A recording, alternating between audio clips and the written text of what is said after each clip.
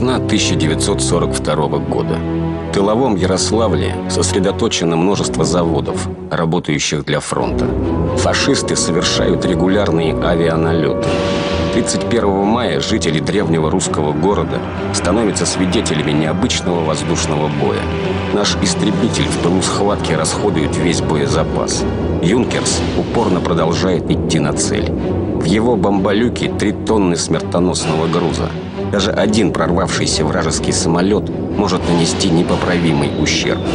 Как остановить врага? Истребитель подходит вплотную к бомбардировщику и бьет его своим левым крылом. «Юнкерс» камнем падает на землю. Наш летчик благополучно приземляется на парашюте. На следующий день весь город узнает его необычное имя – Амедхан Султан.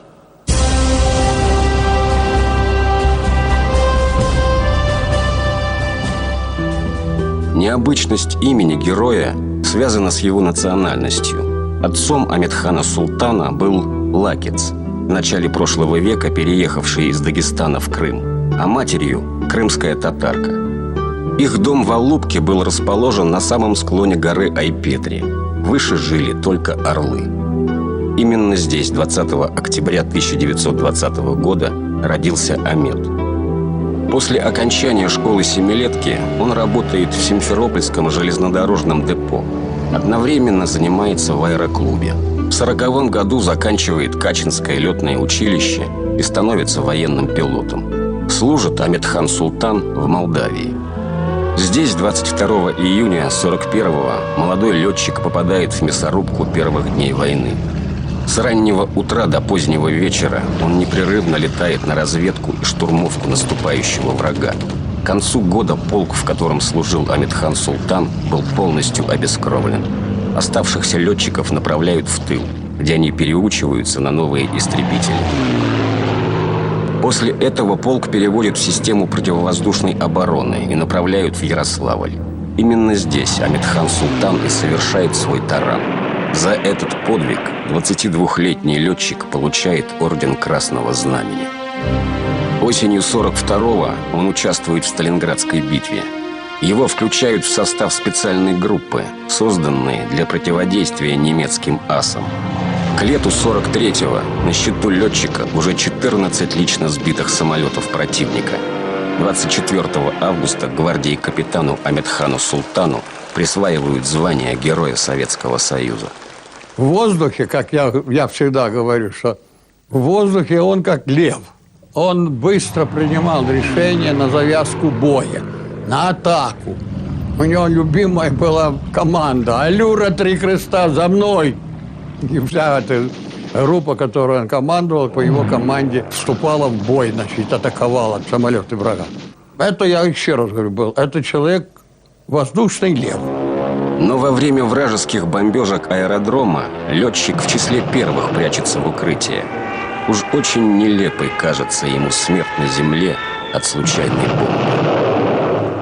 Вот он слышит, где-то идет и своеобразным гулом Ю-88, и когда он слышит этот гул, он уже ушки на макушке. Но не дай бог, если поработала где-то зенитная пушка, особенно 37-миллиметровая, вот это, так. А метку на аэродроме не найдешь. Он уже помчался куда-то прятаться, или в эту, или кукурузу, или те.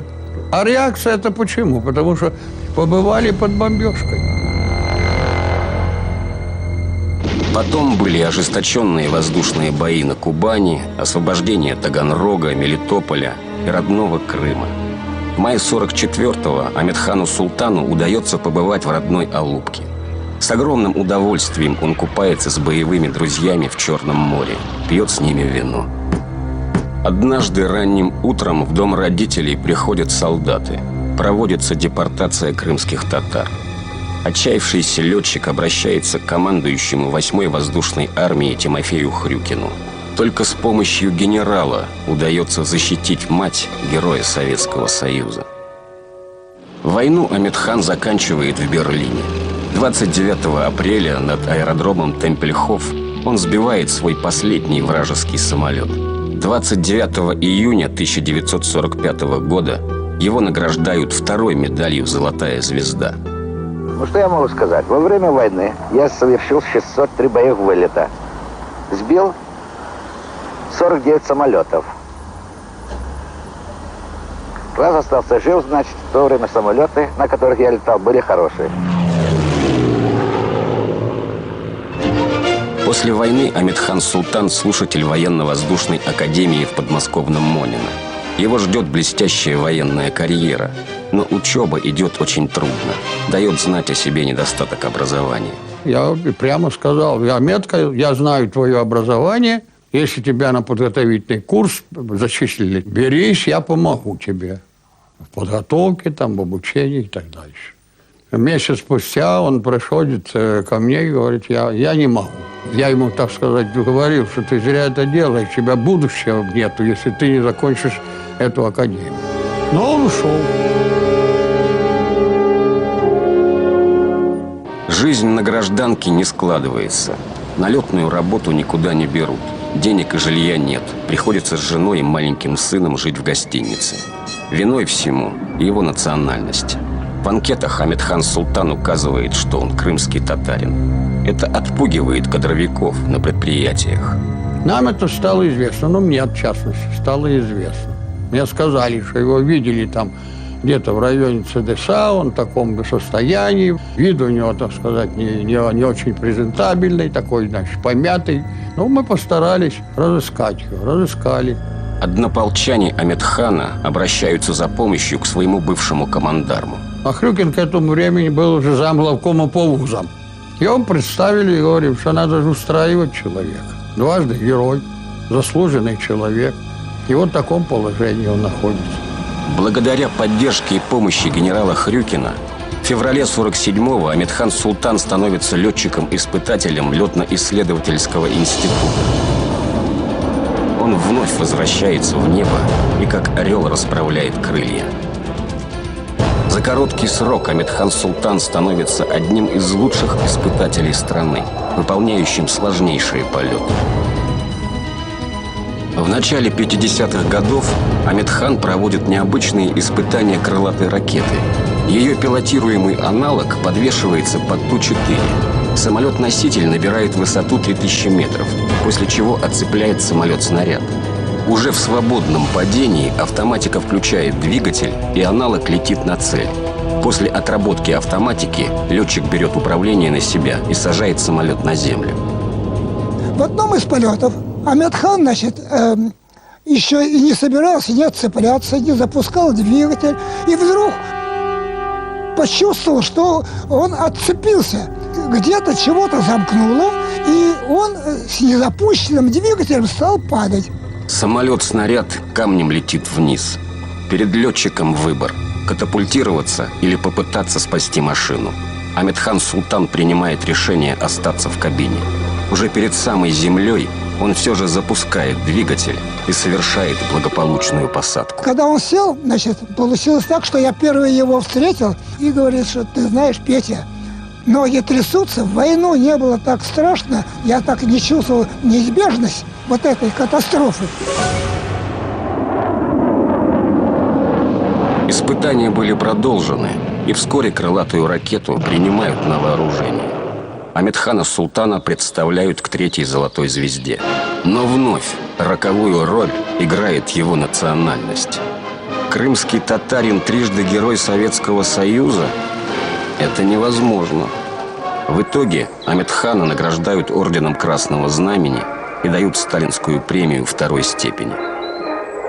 Авторитет Амедхана непререкаем. Его любят и уважают все, и летчики, и конструкторы к его мнению прислушиваются. Вот кто-нибудь нашкодил, вызываем его на этот ковер. Первый выступает председатель парткома. Все посмеиваются. Потом встает Амедхан. Ну вот что. Слушай, Серега, ты же всех нас подводишь. Сукин ты сын. И садится. Продолжать шахматную партию. И попробовал этот друг повторить. Не было случая. В начале 60-х Амедхан Султан участвует в полетах на невесомость для тренировки первых космонавтов. Знакомится со многими из них. На этих уникальных любительских кинокадрах он запечатлен с Юрием Гагариным. Первый космонавт планеты приехал в Жуковский, чтобы поздравить летчиков-испытателей с Первомаем. Он прекрасно понимает, что не будь их тяжелого труда, не было бы и его полета в космос. В октябре 70-го Амедхану Султану исполняется 50 лет. Юбиляр принимает поздравления и подводит итоги. За 32 года летной работы освоено около 100 типов летательных аппаратов. Проведено в небе более 4000 часов. Бывший однополчанин Павел Головачев спрашивает юбиляра, не собирается ли тот завершить свою летную деятельность. В ответ Амедхан Султан рассказывает притчу о том, что орлы никогда не умирают на земле.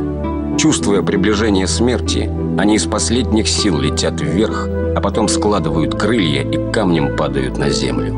Поэтому орлы умирают в небе. На землю они падают уже мертвыми. Слова оказываются пророческими. 1 февраля 71-го он с экипажем выполняет испытательный полет на летающей лаборатории Ту-16. Из-за отрыва закрылков самолет начинает разрушаться и взрывается в воздухе. За рубежом аэропорты часто носят имена знаменитых людей.